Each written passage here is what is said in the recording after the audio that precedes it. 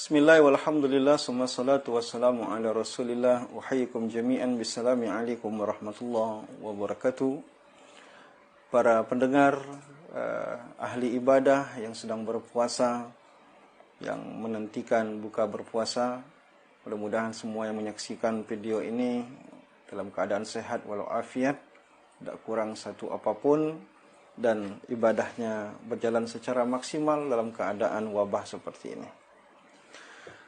Satu hal yang biasa, banyak atau ramai dilakukan di mana-mana, terkhusus di masjid-masjid maupun di perkantoran, ataupun di perusahaan-perusahaan, ataupun di perkumpulan-perkumpulan lain, biasanya kita menjadikan momen Ramadan ini sebagai momen untuk menyantuni anak-anak yatim. Dan biasanya kas anak-anak yatim itu dikeluarkan selama bulan Ramadan ini. Tentu saja ini tradisi yang baik, meskipun agama kita tidak mengharuskan menyantuni Ramadan saja. Karena perintah menyantuni anak yatim itu perintah yang umum untuk segala waktu. Ya. Karena anak yatim bukan hanya butuh duit di bulan Ramadan, tapi di momen-momen lain mereka juga butuh duit. Tetapi karena di masyarakat kita, biasanya kebutuhan uang itu besar menjelang hari raya, bajunya, ya, kebutuhan makannya, pulang kampungnya, ya, banyak kebutuhan-kebutuhan. Sehingga masyarakat kita membuat satu tradisi yang baik, bagaimana salah satu momen yang terbaik untuk mengeluarkan santunan anak yatim bulan Ramadan. Ditambah Ramadan ini adalah bulan yang paling bagus untuk menghabiskan uang kita diinfakkan jalan Allah.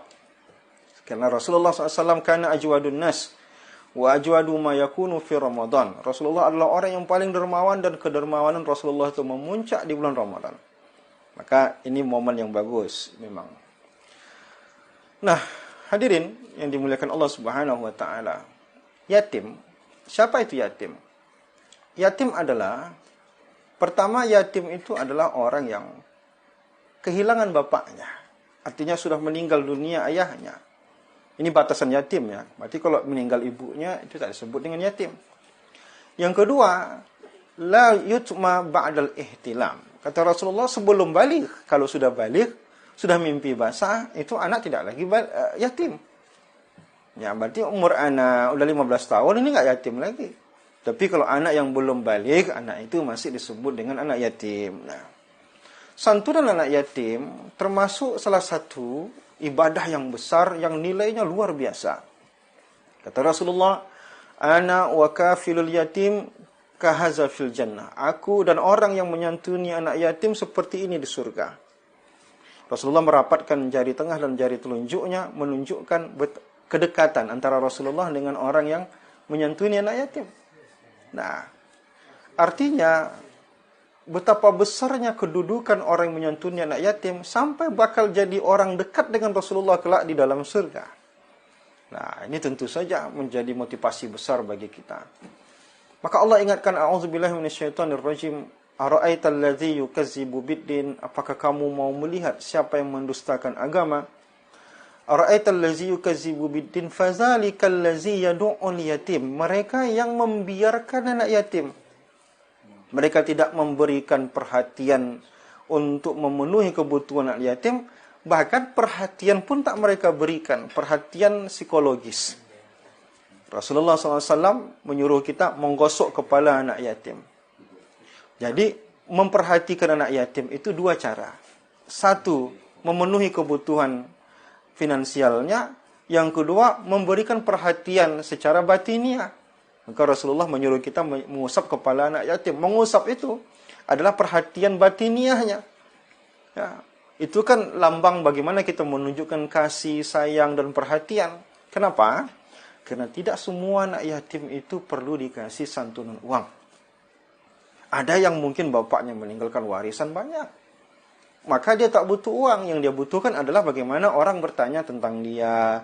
Orang bertanya bagaimana keadaannya. Orang memberikan perhatian kepada dia. Karena tidak semua anak yatim orang miskin.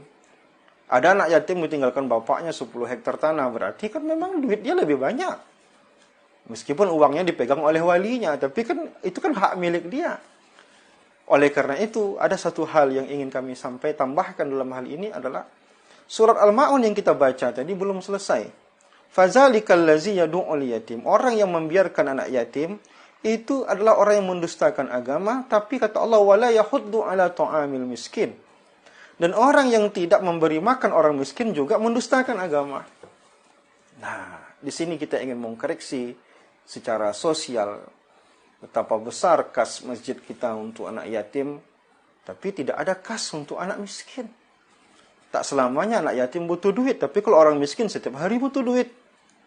Maka kita mengajak para pengurus masjid, kepada pengusaha-pengusaha, kepada perusahaan-perusahaan, bagus kita santuni yatim. Tapi ingat, di sana kadang ada yang lebih butuh duit daripada anak yatim, yaitu orang-orang miskin. Kalau kita santuni anak yatim saja, kita tetap mendustakan agama, karena ayat tadi fazalikal ladzi yad'ul yatim, dan Allah sambung wala yahuddu ala ta'amil miskin. Maka bagus, lihatlah, perhatikan anak-anak yatim di sekitar kita, tapi perhatikan juga orang-orang fakir, orang duafa, orang-orang miskin di sekitaran kita, karena bagaimanapun menjelang Lebaran ini adalah momen di mana kita butuh banyak sekali uang dengan berbagai bentuk pengeluarannya. Kita butuh uang untuk beli baju hari raya, kita butuh uang untuk ongkos pulang kampung, kita butuh uang untuk buat kue Lebaran, banyak lagi. Oleh karena itu, ini saatnya kita menunjukkan sifat kedermawanan kita, memperhatikan anak yatim dan orang fakir dan miskin. Terima kasih atas segala perhatian. Mohon maaf atas segala kekurangan. Assalamualaikum warahmatullahi wabarakatuh.